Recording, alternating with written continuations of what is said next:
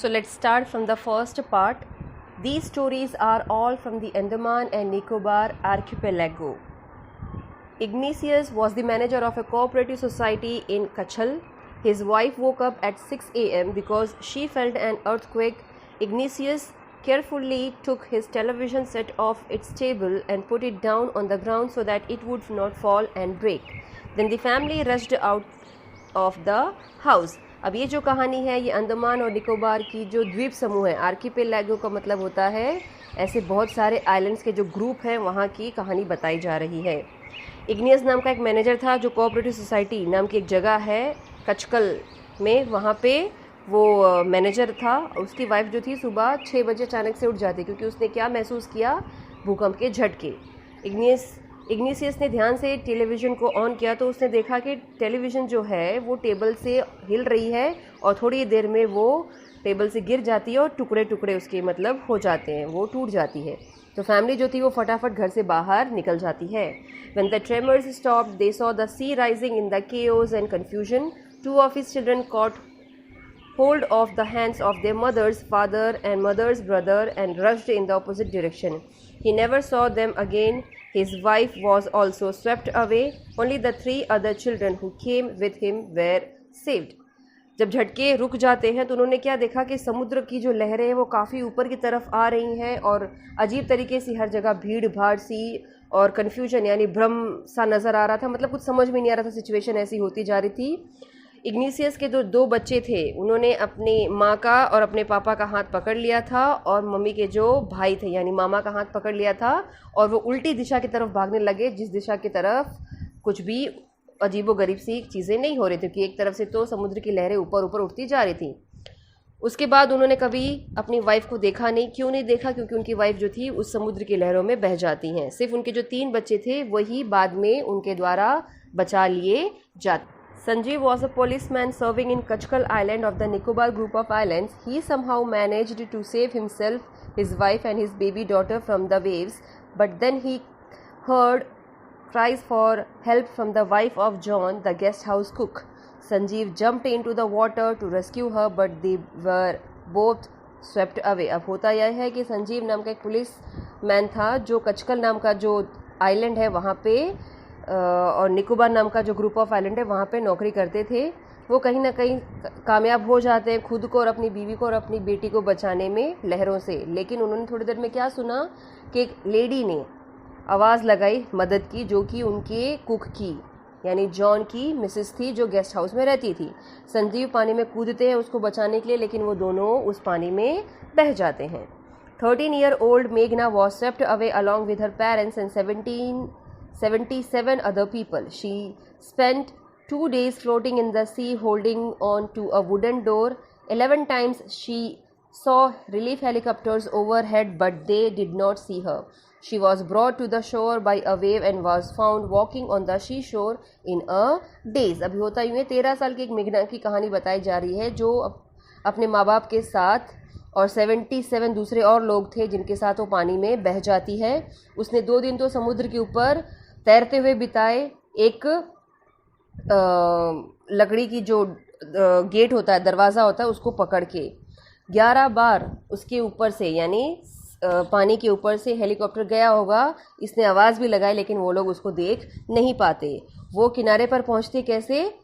Wave के द्वारा यानी लहरों की मदद से, और वो वहाँ पर चलती हुई नज़र आती है लेकिन कन्फ्यूजन में, मतलब वो कहीं ना कहीं बहुत ज़्यादा स्ट्रेस में आ गई थी या उसको झटका लगा था। उसने ये जो सीन देखा था वेव में वेव का ऊपर आने का और वो जो जिस तरीके से 2 दिन उसने समुद्र में बिताए थे उस वजह से वो कहीं ना कहीं उस गम से बाहर नहीं आ पा रही थी।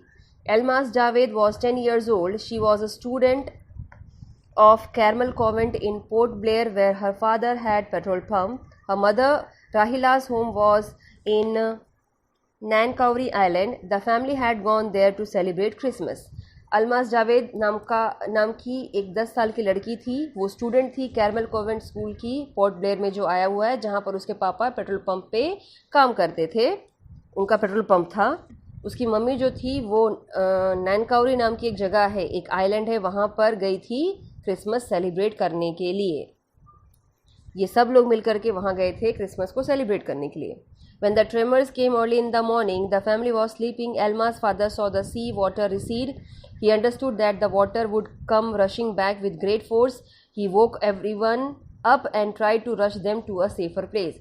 जब झटके सुबह सुबह आना शुरू हो गए थे तो उस टाइम पे इनके जो परिवार था अल्मा का, वो सब सो रहे थे. तभी अल्मा के पापा की जो आंखें हैं वो खुल जाती हैं. वो क्या देखते हैं कि समुद्र का जो पानी था वो किनारे से अंदर की तरफ जा रहा था. तो ये समझ गए थे कि समुद्र का पानी अगर किनारे से अंदर की तरफ जा रहा है तो डेफिनेटली वो जब फोर्स के साथ बाहर आएगा तो एक विनाश रूप लेकर आएगा. तो उसने क्या किया, फटाफट जा करके सबको उठाया और वहाँ से वो सेफ जगह पर चले जाते. As they ran, her grandfather was hit on the head by something and he fell down. Her father rushed to help him. Then came the first giant wave that both swept of them away. जैसे ही वो भाग करके बाहर जा रहे होते हैं, उसके जो दादा थे अल्मा के, वो उनके सिर पे कुछ लगता है जिसकी वजह से वो नीचे गिर जाते हैं.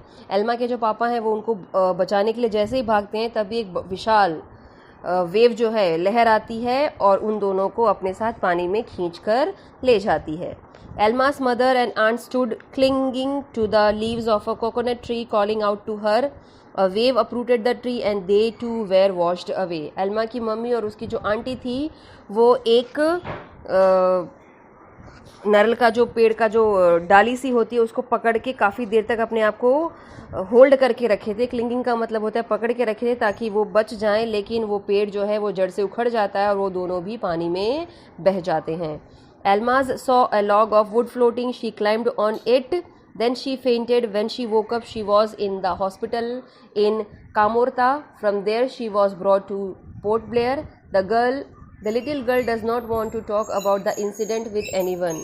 She is still traumatized. अब यहाँ पे क्या बताया जा रहा है, अल्मा जो थी वो लकड़ी के एक टुकड़े से, लॉग मीन्स एक बड़ा पार्ट जो होता है जो उस पर तैर रहा था पानी पर, उसके सहारे वो अपने आप को बचाने की कोशिश करती है, उसके ऊपर चढ़ जाती है, लेकिन थोड़ी देर बाद वो बेहोश हो जाती है. जब वो उठती है तो वो अपने आप को एक हॉस्पिटल में, कामोरता नाम की एक जगह है वहाँ पे हॉस्पिटल में पाती है और वहाँ से फिर उसे पोर्ट ब्लेयर लाया जाता है. वो जो छोटी सी बच्ची थी वो किसी से भी इस घटना के बारे में बात करना नहीं चाहती थी क्योंकि उसे बहुत बड़ा झटका लगा था, आघात लगा था. She was in shocked. Now let's see the second part. Tilly Smith, a British schoolgirl, was able to save many lives when the tsunami struck Phuket Beach in Thailand. Though she has won a number of awards, her parents have not allowed their daughter to be interviewed on television and made into a heroine. Why do you think they took that decision? Tilly Smith नाम की एक British लड़की थी, school की बच्ची थी, जिसने अपनी लाइफ में बहुत सारे लोगों को बचाया था. किससे? सुनामी से, जो फुकेत नाम की एक बीच है थाईलैंड में आया हुआ है वहाँ पर. वैसे तो उसको बहुत सारे अवार्ड्स मिले, लेकिन उसके पेरेंट्स कभी नहीं चाहते थे कि उसका इंटरव्यू लिया जाए या फिर उसको हीरोइन बनाया जाए, मतलब उसको हाईलाइट किया जाए टेलीविज़न पे. आपको क्या लगता है उनके पेरेंट्स ने ऐसा डिसीजन क्यों लिया? Let's see. Now here is a story from Thailand. The Smith family from southeast England were celebrating Christmas at the beach resort in southern Thailand.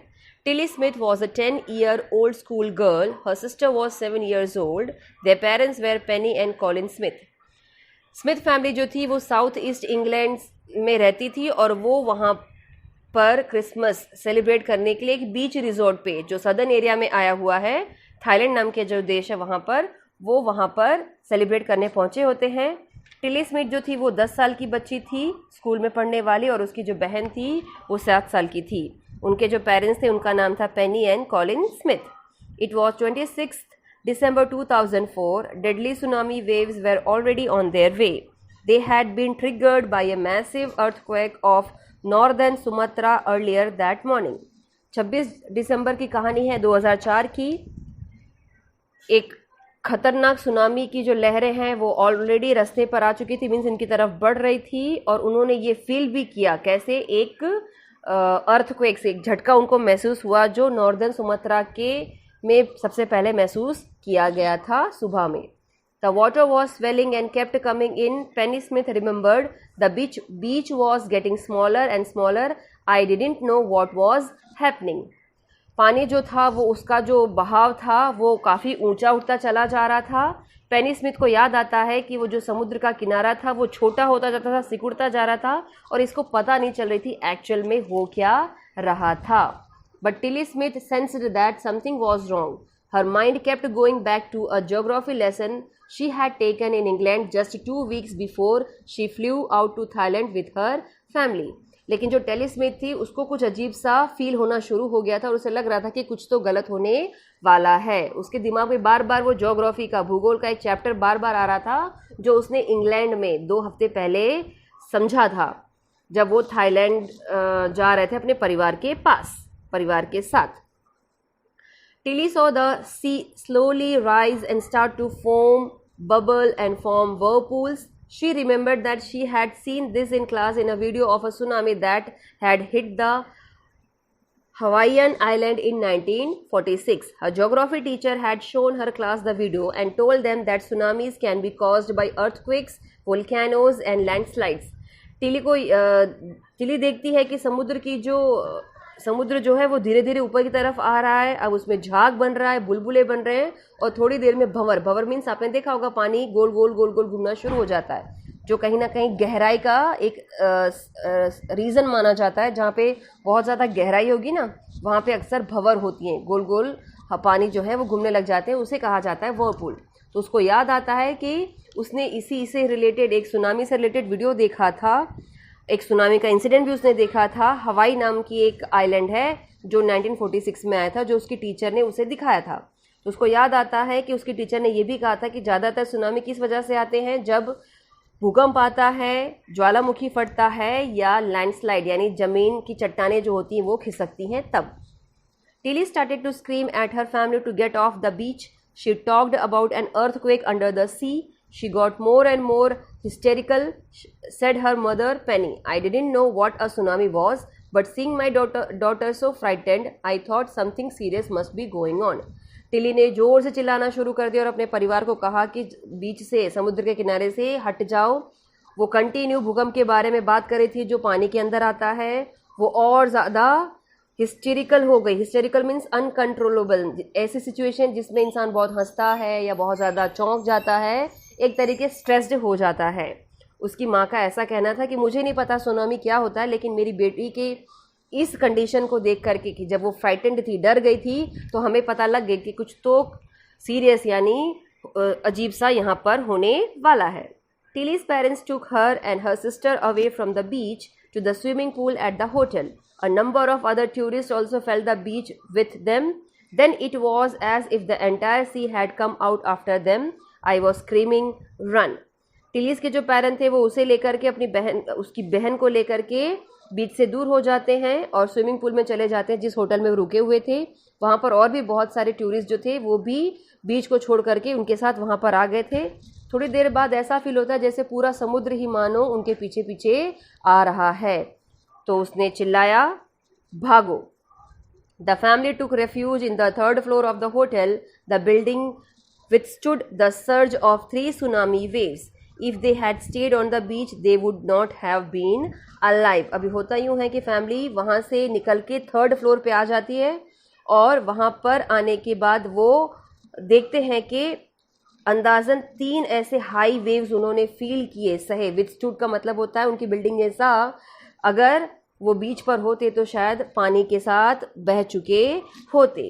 यानी जिस होटल में वो टिके हुए थे उस होटल के 3rd floor पे वो चले जाते हैं अपने आप को बचाने के लिए, जहाँ पर उन्होंने 3 बार ऊंची ऊंची लहरें को आते हुए देखा और इनकी बिल्डिंग जो थी वो उसे बर्दाश्त कर जाती है, सह जाती है इस हाई टाइड को.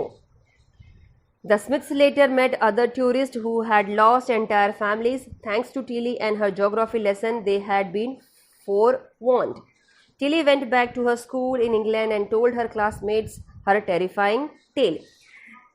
कहीं ना कहीं स्मिथ्स जाकर के उन दूसरे टूरिस्ट से मिलते हैं जिन्होंने अपने परिवार के सदस्यों को खो दिया था. कहीं ना कहीं उसकी माँ बाप टिली को थैंक्स कहते हैं और उसके ज्योग्राफी टीचर को भी थैंक्स कहते हैं, जिसके बारे में उनको पहले से ही चेतावनी यानी वार्निंग अलर्ट कर दिया था. टिली जब वापस अपने स्कूल जाती है इंग्लैंड में तो अपने क्लासमेट्स को, अपने दोस्तों को इस अद्भुत डरावनी कहानी के बारे में बताती है. अब पार्ट आ रहा है 3rd. Look carefully at the picture of the boy and his dog and try to describe the things that you see using just words and phrases. Either the teacher or one of the students can write down the words and phrases on the blackboard. This is how you can trust calm blue sea ruined huts. अब यहाँ पे आप एक picture देख रहे हैं जिसमें एक बच्चा है जिसके हाथ में एक डॉगी है और वो टूटे फूटे से एक टेबल के ऊपर जैसे मानो बैठा है. अब हमें इस सीन को देख करके क्या सीखने मिल रहा है कि शांति है सब जगह, समुद्र का पानी नज़र आ रहा है, लेकिन ये समुद्र का पानी है, इसने सब कुछ बर्बाद कर दिया है, झोंपड़े भी.